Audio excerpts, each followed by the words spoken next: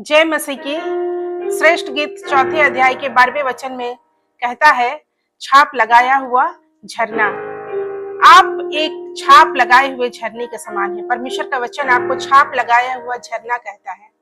जब हमने सत्य के वचन को सुना, अर्थात उद्धार के सुसमाचार पर हमने विश्वास किया कि यीशु मसीह ही मार्ग, सत्य और जीवन है, और यीशु मसीह को हमने ग्रहण किया, उस पर विश्वास किया, तब पवित्र आत्मा की छाप हम पर लग गई, पवित्र आत्मा की मुहर हम पर लग गई। तब हम मसीह की संतान बन गए। इसलिए जिस पवित्र आत्मा की छाप हम पर लगी है, हमें उस पवित्र आत्मा को शोकित नहीं करना है, क्योंकि हम अपने नहीं हैं। जब हमने प्रभु यीशु मसीह को अपना उद्धारकर्ता ग्रहण कर लिया और जब हमने उस सुसमाचार पर विश्वास कर लिया, उस सत्य के समाचार पर विश्वास कर लिया, तो हम पर पवित्र आत्मा की छाप लग गई। परमेश्वर का वचन कहता है, क्या तुम नहीं जानते कि तुम परमेश्वर के मंदिर हो और पवित्र आत्मा तुम्हारे अंदर वास करता है। इसलिए हमें हमेशा अपने जीवन को पवित्र रखना है, क्योंकि पवित्र आत्मा हमारे अंदर वास करता है। हमारे अंदर जो आत्मा है वो परमेश्वर का आत्मा है, वह पवित्र है और वह पवित्र स्थानों में रहता है। यदि हमारे जीवन के अंदर में पाप, बुराई और इस प्रकार की बातें रहेगी, तो हमारे जीवन में पवित्र आत्मा नहीं रह पाएगा। इसलिए हमें हमेशा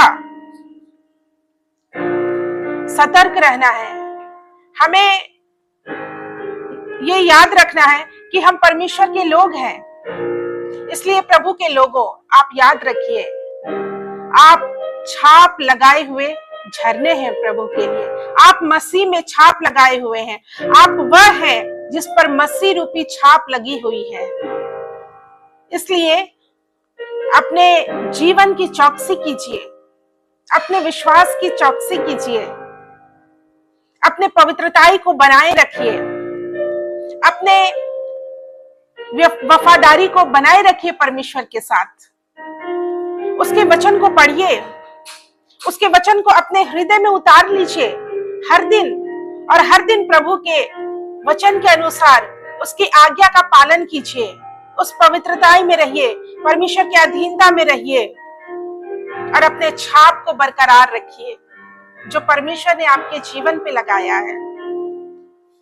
दूसरे तिमुथियुस दूसरे अध्याय के 19वें वचन में कहता है, तो भी परमेश्वर की पक्की नींव बनी रहती है और उस पर यह छाप लगी है कि प्रभु अपनों को पहचानता है।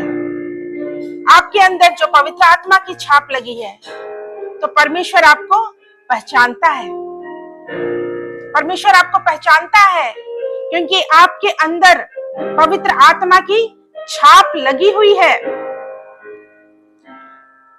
जैसा परमेश्वर अय्यूब को पहचानता था कि वो मेरा भक्त है जो खराई से चलता है, और परमेश्वर इसकी गवाही देता था। इसी प्रकार से जब हम अय्यूब के समान अपने जीवन को खराई और सिधाई के साथ लेकर चलेंगे, तो परमेश्वर भी हमें क्या करेगा? पहचानेगा। और जब हम परमेश्वर की उस न्याय रूपी सिंहासन के सामने जब हम खड़े होंगे एक दिन, तो परमेश्वर हमें पहचानेगा। वो कहेगा कि सही में इस पर मेरा छाप लगा है, इसके अंदर मेरे पवित्र आत्मा का वो छाप लगा है। ये मेरा बेटी, ये मेरा बेटा है, ये मेरी बेटी है, ये मेरे लोग हैं, ये मेरी संतान है। परमेश्वर आपको भी एक दिन क्या करेगा? पहचानेगा, यदि आपके अंदर पवित्र आत्मा की छाप लगी हुई है। एक और छाप है, और वो है पशु की छाप। हम प्रकाशित वाक्य के चौथे अध्याय के 9वें वचन से 11वें वचन में पढ़ते हैं, जिन पर वो पशु का छाप लगा, अर्थात जिन्होंने उस पशु के छाप को ले लिया, उनके साथ क्या हुआ? उनके साथ ये होगा कि परमेश्वर का प्रकोप और क्रोध के कटोरे से उन्हें पीना पड़ेगा और उन्हें आग और गंधक में जलना पड़ेगा। आग और गंधक की पीड़ा में उन्हें पड़ना पड़ेगा और उस पीड़ा का धुआं युगानुयुग उठता रहेगा और उनको रात और दिन कभी भी चैन नहीं मिलेगा। जिस पर ये पशु का छाप लगेगा उसके जीवन का यही हाल होगा। इसलिए प्रियो, आज हमें पवित्र आत्मा के छाप को अपने जीवन में ले लेना है और आज हमें चौकस रहना है कि हमारे अंदर जो पवित्र आत्मा का छाप लगा है वो कभी धुंधला ना पड़ने पाए, वो कभी मिटने ना पाए। अपने उस पवित्र आत्मा की छाप जो परमेश्वर ने हमारे अंदर लगाई है, हमें उसे बरकरार रखना है। इस वचन के द्वारा से परमेश्वर हम सबों को आशीष दे। आमीन।